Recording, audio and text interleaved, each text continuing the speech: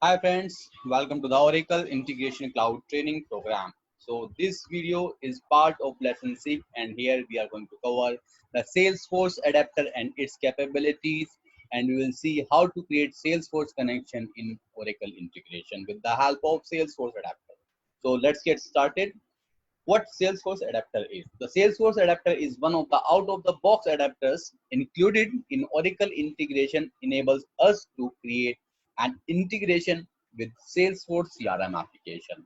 So in Oracle integration, there's an adapter called Salesforce adapter, which will allow us to connect with Salesforce application directly. This is a seeded adapter. So there are some capabilities which is provided by Salesforce adapter.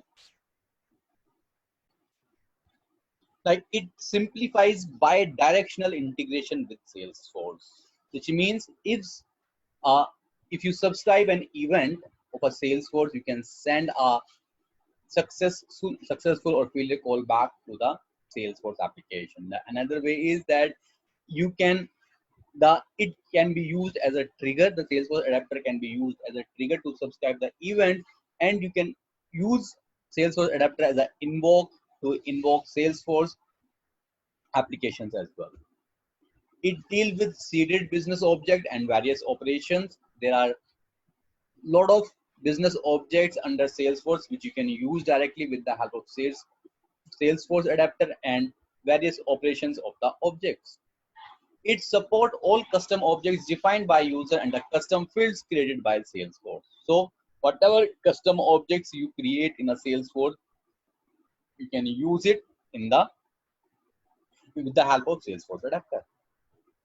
It supports various operations on business objects as below. There are different operations which can be used on the business objects.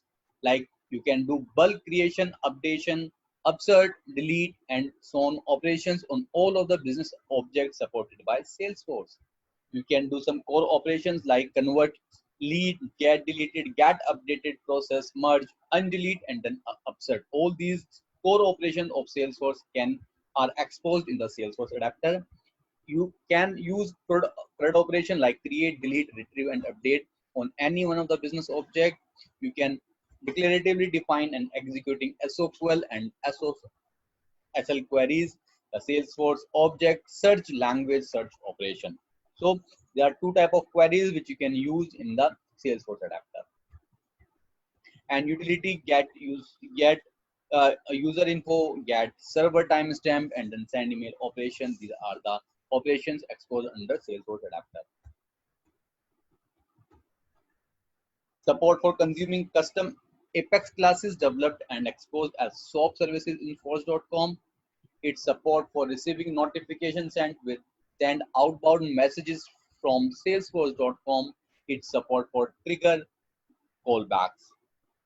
Support for Salesforce API protected using OAuth 2 lagged and 3 lag token based authentication and username token based authentication. So there are different policies which you can use to connect with the Salesforce. What are the prerequisites in order to create a connection? Like, you would be requiring a Salesforce account if you don't have, and for your practice, if you wanted to create a Salesforce account, you can use this link https www.salesforce.com/in/form/trial/free trial. So from this link you can create the free trial for limited use, and then you can go ahead. You would be requiring an enterprise visual, and then you would be requiring a username, password, and then token which will be used to create a connection. So let's get started and see how to create a Salesforce account for the time being, and then we will go ahead and we'll do further things like obtaining the enterprise visual, username, password, and token, and then we will see how to create a Salesforce adapter. Here you see I have already I am on the browser and I have hit this URL like salesforce.com/in/form/trial/free trial. So here you need to enter some basic details, first name, last name, work email, something like this, and click on a start free trial. Now once you click on this, you will get an email on your registered email ID for a confirmation. Once it will be confirmed, you will be able to log in into a Salesforce. So this is used to create a subscription, and then you can use login.salesforce.com to log in into that account. For example, you use the username. I have a username like taxable@taxable.com and then password.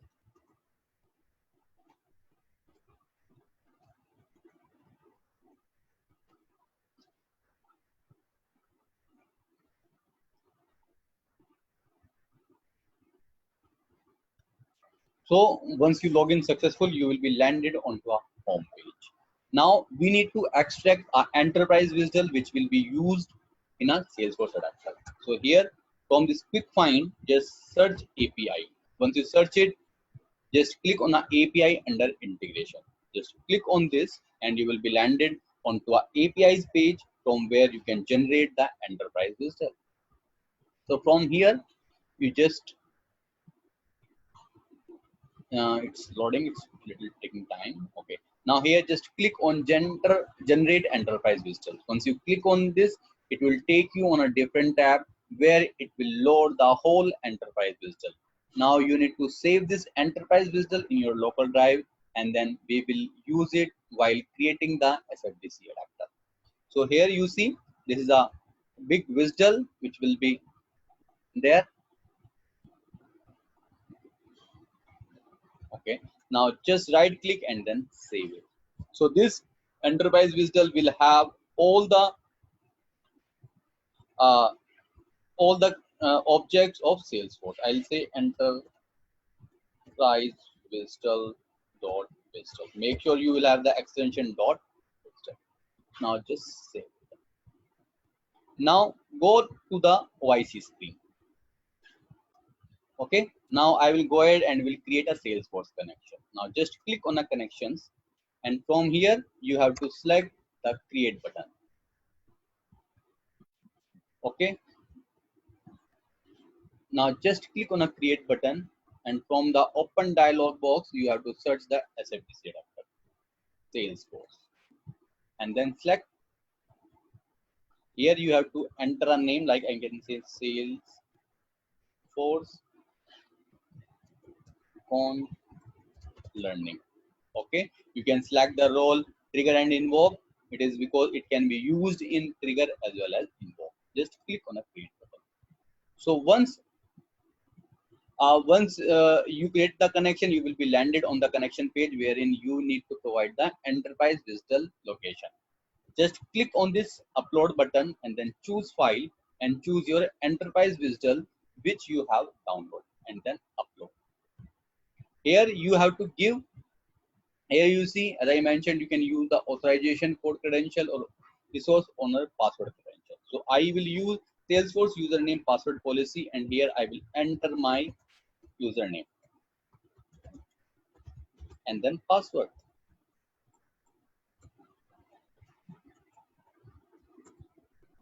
Okay, and then test. Click test.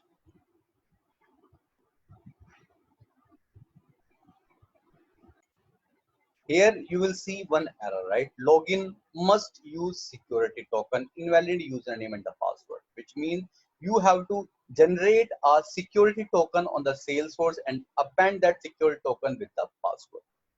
Now I will go back to the Salesforce application, and from here I will generate the security token. So from here, click on the settings, and from this quick find search like uh, reset, sorry, here reset my security token.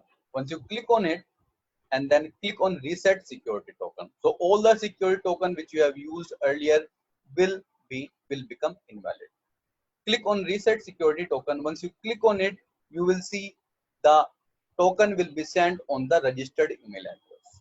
Okay, now I will take that security token and will append that security token with my password. So let me just go back.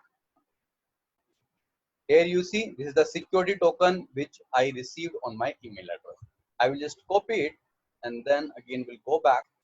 Okay, now I am back on the OIC connection page, and enter your password and then paste your token and then test it again. Again, click on a test button. Now this time the connection should be tested.